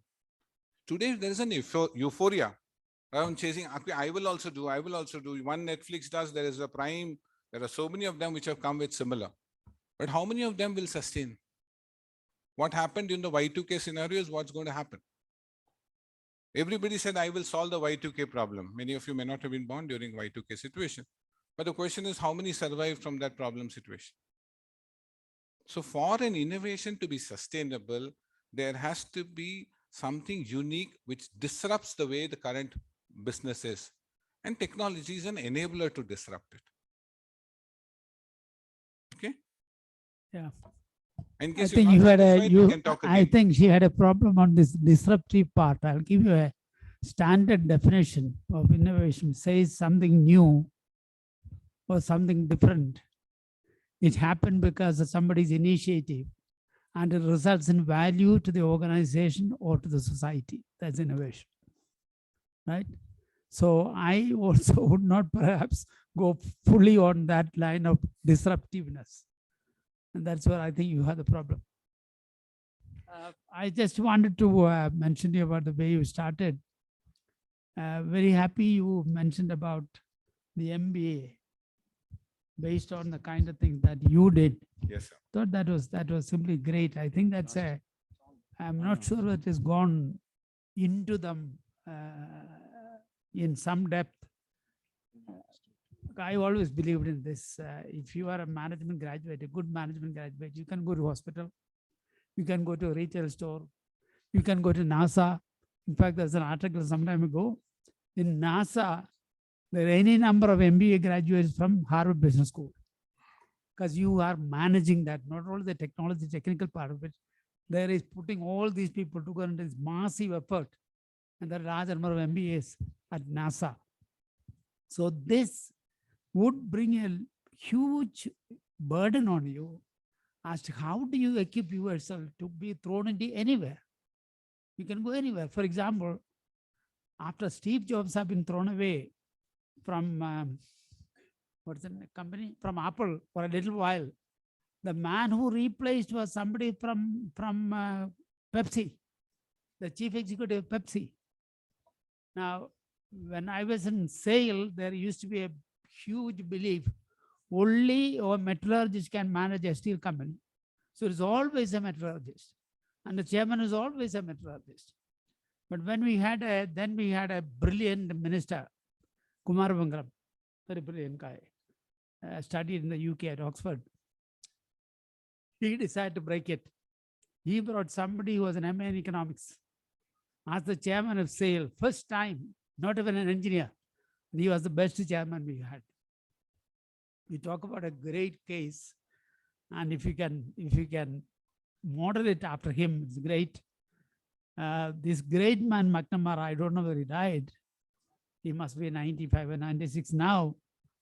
He's a Harvard MBA, started his life as a teacher, as a lecturer at Harvard Business School, joined Ford Motor Company, became its president. From there, he went as the defense secretary of the United States, the defense minister. And he conducted the Vietnam War. And from there, he moved on to as the president of the World Bank, construction, reconstruction of the world. Look at the kind of roles he played. Now, that's the kind of thing an MBA is supposed to do. But then you have to invest time to make sure that you're prepared for it. I'm so happy that you started in that way, that you could go anywhere. Because these skills that you take or get in are transferable to any situation. Thank you for bringing that in. Sir, shall I ask one question? A brief one only, brief one. Yeah, please. Actually, sir, I wish to share my thoughts and I want your views on this. There is a huge misconception because innovation, strategy, all these things. And I shall be very brief. That is, most of the most rewarding innovations happened because of public investment in laboratories funded by government. And I used to tell my students also, how many of us know that, how many of us appreciate it, and how many of us think about it. So you take internet, the World Wide Web, okay, GPS technology, Ola, all sorts of things, e-commerce, all these things. Now the research R&D is supported by public funds. The rewards are privatized. It applies to pharmaceuticals also, education also. Not a short question, huh?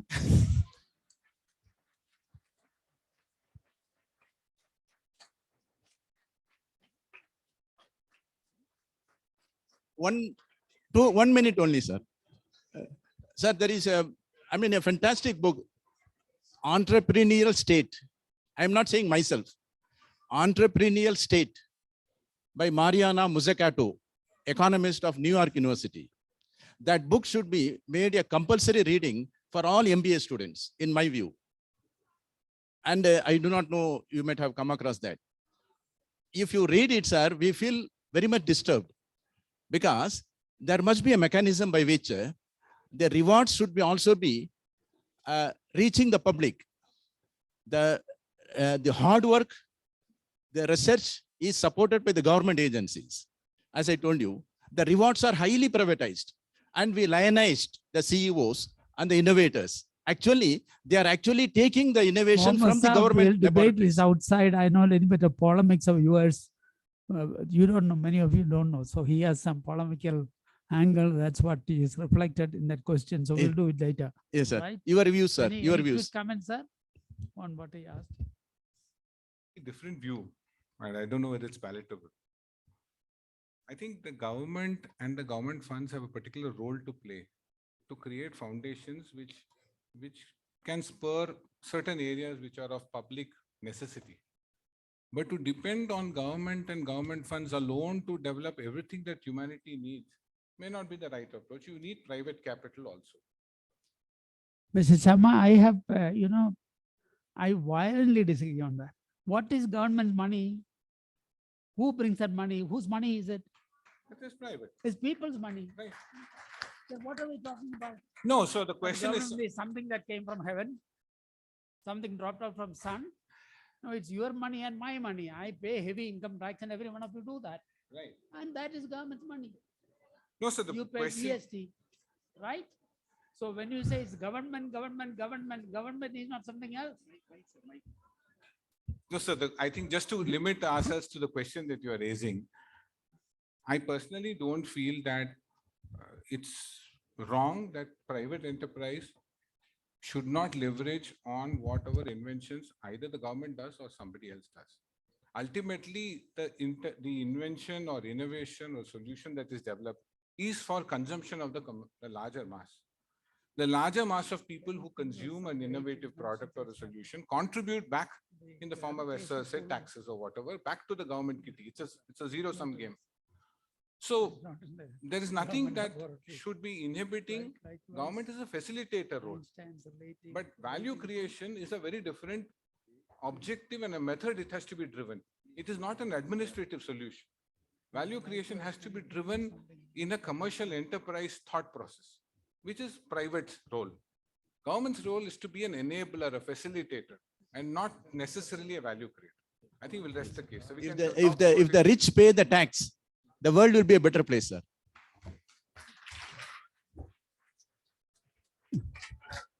I think we are. So this is typically what we call as out of syllabus questions. All right, I think we have one more speaker. Sure. So could have gone on. Thank you very much, Mr. Sharma. Thank you. Thank you so much.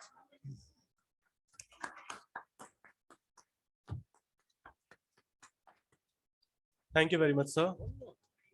Moving ahead to the next speaker, I would like to introduce Dr. Mandar S. Ghatnekar, who is the Chief Digital Transformation Officer at Biocon Biologics. I would request all of you to please settle down.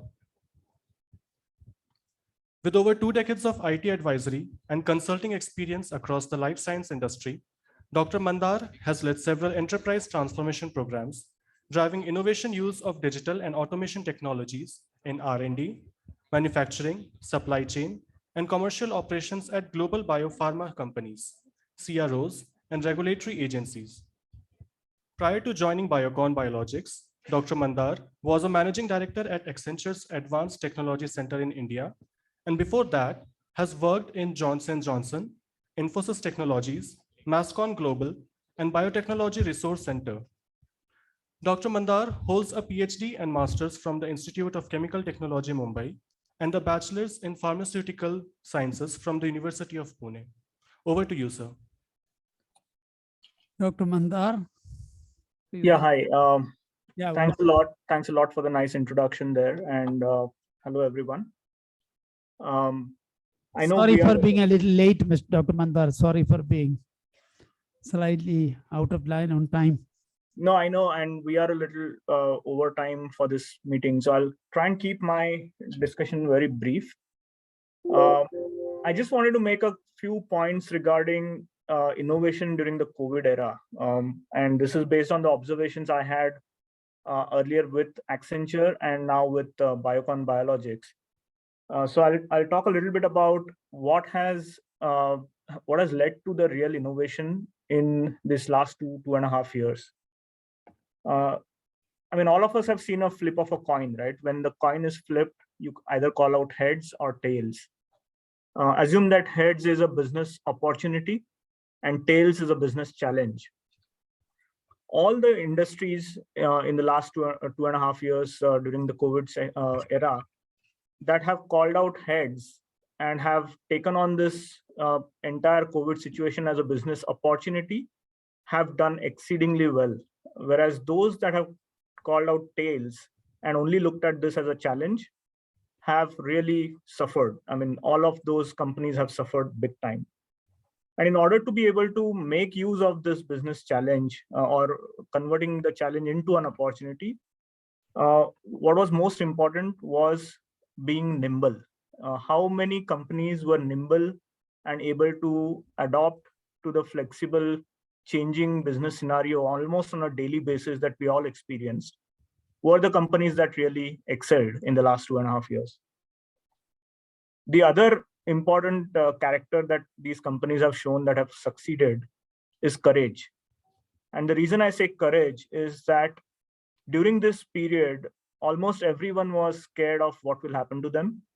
And during that, people had to come out and actually work and create this innovation or innovative solutions and deploy them in the marketplace and then convert that challenge into an opportunity. So that required a tremendous amount of courage. And there's a very thin line between courage and stupidity, right? So there were people who perished in that as well by being, overzealous and showing bravado. And they really, suffered a lot. So my personal view is that during this last COVID situation, and I'm not yet calling it completely over, the story might still go on. The main thing that really happened is not really new innovation, but to a large extent, it was acceleration of the innovation that was going on. So there's digitization going on all over the world. Every company is implementing digital innovation everywhere. But because of COVID, it had to happen today instead of a planned roadmap for every company. In the biotech industry, in the pharma industry, we were doing medical representatives were going to doctors door to door in their offices. We could no longer do that because the doctors themselves were sitting at home. So forget about patients coming to them. And that's when, even in India, we had to adopt digital technologies for these kind of, e-detailing, where through multi-channel, we could, go and provide information about new products to doctors so that then doctors could then, treat the patients with the new products that were coming up for COVID as well.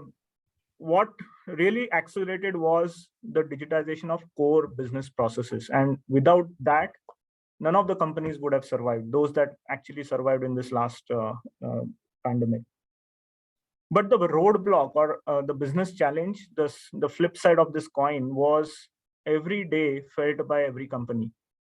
And the biggest one was the IT infrastructure, because suddenly you had people working from home, working remotely. Even in traditional brick and mortar companies, everyone had to work remotely. And companies were not equipped. They didn't have enough laptops. They didn't have enough internet connections. And in the whole mix, you throw in the supply chain disruptions, because of which semiconductor chips were not available. So even if people had the money to buy laptops, there were not enough devices available in the market. So all of these, were suddenly, challenges that people never had anticipated. So acceleration hit a roadblock through all of this. And companies that actually had the courage to deal with all of this, come out and continue to work at it, required tremendous, management and administrative effort. And that is what actually led to the successes that made these companies great. In the pharmaceutical industry, for example, there were a lot of new innovations. So overnight, people were able to develop drugs against COVID. Overnight, literally, I mean, on a time scale, if you look at it, typically a new drug development takes about 10 to 15 years to develop a new drug. But here, within literally 6 months or 8 months or a year, people were coming out with new drugs. So that just goes to show that, there was tremendous amount of really innovative thinking going on. Even the regulatory agencies and the government stepped up in all of this. So even today, for example, in Biocon, we have plants ready to develop new drugs, but unless regulatory agencies come in and audit those plants, we will not be able to produce drugs and sell them in those respective markets. So first time ever in the history of mankind, we started to do remote audits. The US FDA, the European regulatory agencies, we are doing over videography of all the plants that we have. These auditors are sitting in Europe or in US, and we are showing them the plants from here. And that is how we are tiding over some of these challenges and converting these into business opportunities. And that is, I think, by far the biggest learning from my point of view. Innovation needs courage and nimbleness. We in Biocon, in the last year or so, we actually collaborated with another company called Adagio, which has a new set of platforms for developing monoclonal antibodies for COVID treatment. We ourselves had our own monoclonal antibody, which was in the market for psoriasis, a completely different drug for a different disease. And we came up with a new use for that same product, and that could be repurposed for COVID-19 treatment. And that at a very peak of COVID was a big innovation. Of course, the government as well supported us with an emergency use approval. And that was a big success for us, as well as for the general population, which could be treated with our drug called alzumab. So the short of this whole story is that innovation during the COVID situation had to get accelerated. It had to be put on a fast track. My personal view is that at the end of COVID, there will be suddenly another situation where people who had built their new business models for this situation will suddenly be faced with the situation no longer exists. So now we have to reinvent our business models. So that nimbleness will have to now work in the reverse order. And again, you have to get back on your feet and do something different. So that's a very brief, quick, short point of view. Again, we are running late, so I'm not going to spend a lot of time. And back to the conveners of the meeting. Thank you.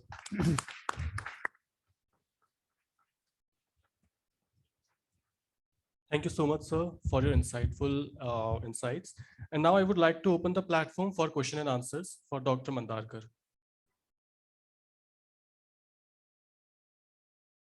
Okay, while you get ready to ask questions, let me make a comment on Dr. Mandar's presentation. If you remember, he used some words repeatedly. Opportunity, converting challenge to an opportunity. Second, he said about nimbleness. That's one. A third one is this is a continued operation. This is not, you don't have to wait for COVID to come, but someone to make it as a continuing effort is an acceleration. Now that also goes back to what Mr. Sharma has said earlier. We don't have to wait for. In the great guru Peter Drucker, when he talks about key result areas for managers and organizations, he starts as number one, innovation. He said to a manager or to an organization, the number one key result area is innovation. And so that you don't have to wait for a COVID to hit us.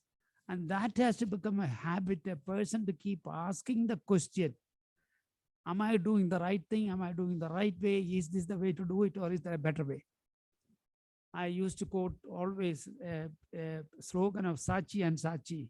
Saatchi and Saatchi used to believe and put it on their walls, there is a better way. In other words, guided by the belief, that's something which guides us too. I think that's what I saw in his presentation. Brief, but very good. That you must be driven by this belief, there is a better way. And you seek for that better way every time, every day, every hour. And that is what the kind of training that we should have, the belief we should have, the kind of habit that we should form. That's the kind of message that came. Thank you very much too. Yes, I'm sure you would have some questions very quickly. Yeah. I was giving you time.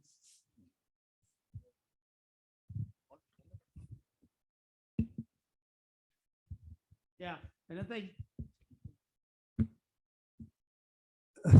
Right, yesterday, or no, last week, one of the speakers, and he did not get question. He said, I have a question to you, kind. So, would you like to ask these guys some questions?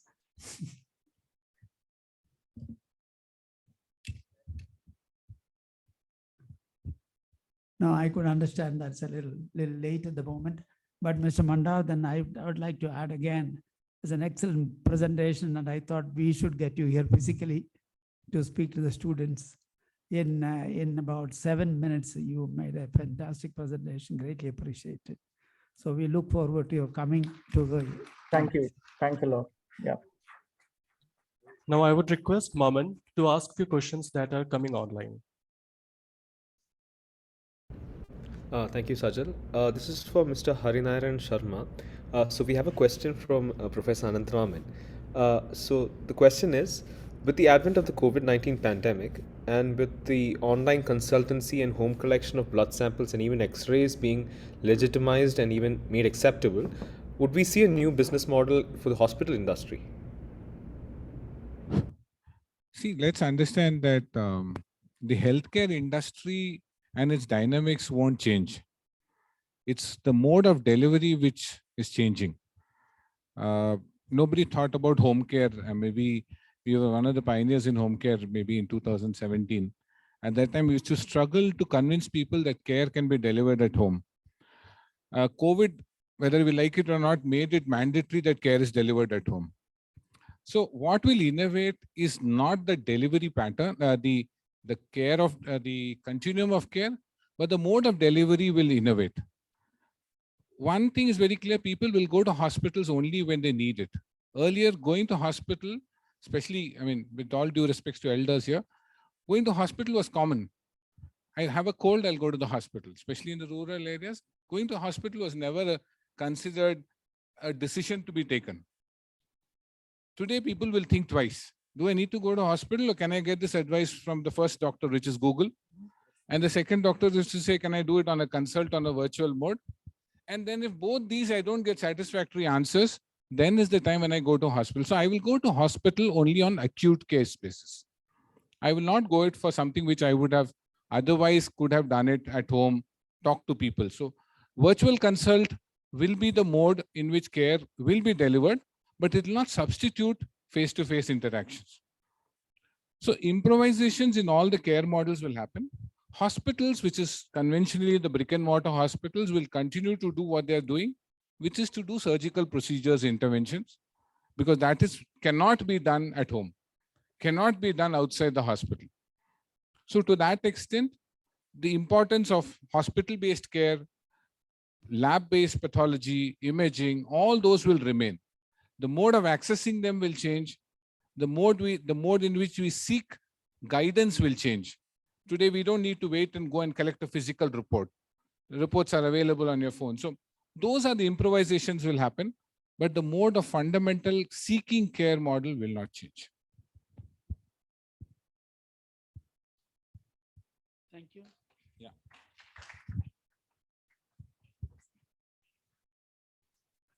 Thank you, sir. Now I would like to invite our chairman, Professor J. Philip, to deliver the concluding remarks. Marks, except to say that we had a wonderful evening. Everyone talked about innovations in their respective areas. But this innovation we said in the context of COVID. But one of the questions that came was, is it necessary to have a COVID to have innovation? Could it become a habit for all of us? This was one thing that came up. The other one, which the immediate previous speaker said, was that seizing opportunities. That again is a habit, is something management students develop.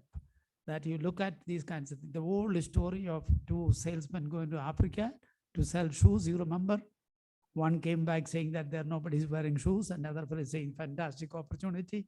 The old story, yes, that is again a habit. That's a way in which you train your mind to seize opportunity that you could always see. Somebody walks in and say, hey, is everything fine? Somebody else comes in and say, yes, there is something which we can do here, kind of thing. That's the kind of habit that we have to do. Third one is the question which I asked. I would like to make that Narayan Murthy, quoting Narayan Murthy. All over the world now, there is a belief that organizations have somewhat, although our DXC's friend did not agree, that the cultural strength has slightly weakened.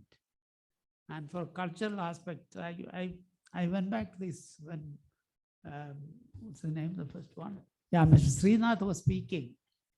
I went back to the Hawthorne study. What is it that he learned at Hawthorne study? Those 5 girls said, we used to love to come for work because we liked the company of each other. Now that has not gone out from people's minds or people's habit. Somebody recently said, human nature has never changed in all these millennia. It's the same, which is true. So Hawthorne study is still relevant. What Maslow said or what Herzberg said about the things which are necessary for people. So therefore, I am not a great ardent supporter of working from home. I think it will come to a crush sometime soon. This is my belief. And Narayana Murthy was right. Likewise, the Goldman Sachs chief executive is right. There's time to go back. And when it comes to business schools, I always say, which some of us have gone through, the real development. See, we had these 3 things we used to say about knowledge, skill, and values. Knowledge can be given online, can be given. But management is an amalgam of these 3 things, skills and values. And that's what makes, for example, when we say XLRA graduate, it's a different personality, different kind. And you would see the way in which they are spread. Recently, one of the XLRA girls went to where our chief executive of Yeah, channel. Leena Nair. Yes, fantastic. Now, how does it happen? Because there's a different kind of preparation. That's what is missing the moment you go to online. So I'm never a supporter of online. So I'm so happy that we all came back and we're all together. And I wish you greater days ahead. We are meeting again on 6th, am I right? 6th. Well, 6th. In the meantime, let me thank my fellow XLRI graduate. Thank you so much for coming. It's such a good thing to see you physically. Thank you very much.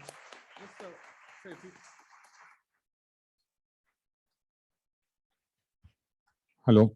Just if you permit me, sir, one last point. Please, yeah, Purely from an academic perspective and being an academic institution, this debate of whether innovation is natural to persons or is it to be nurtured, I think is something which, as academicians, all of you may want to think.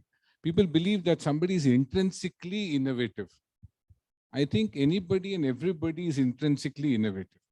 We just need to nurture that talent and tap it and nurture it such that everybody, as I said, it becomes a habit for us rather than driven by compulsions. So I would leave that as a thought to say innovation has to be nurtured. It's in every one of us. We just need to tap it in within ourselves and exploit it. Thank you. Thank you, sir. After an extremely profound session on COVID, the innovation imperative, we have a small token of appreciation, expressing our gratitude for a distinguished guest who is present here. I would like to welcome Professor J. Philip to give this token of appreciation to Mr. Narayan Sharma.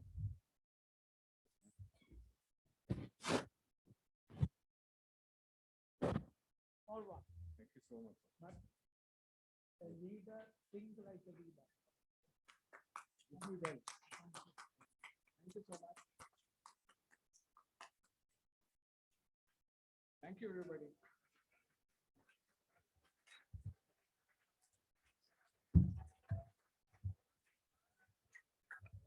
Today, I also take this opportunity to put all my gratitude into words, and it gives me an immense pleasure to deliver the vote of thanks for this session. On behalf of the Zyme family, I would like to thank and express our heartfelt gratitude to our guests and panel members who honored this session with their valuable thoughts. This experienced and prudent session, reflecting an enviable combination of experience and wisdom, will stay with us as the management graduates for a long time. Thank you very much. On behalf of all the faculty members and students, I would like to thank our beloved chairman, Professor J. Philip, and Dean, Professor Madhu Kumar, for giving us this astute learning opportunity. And finally, our audience, fellow students and faculty members, joining from Kochi and Chennai, thanks for being such inquisitive and interactive audience and for making this seminar a grand success. Once again, I thanks one and all present here. Thank you and have a nice evening.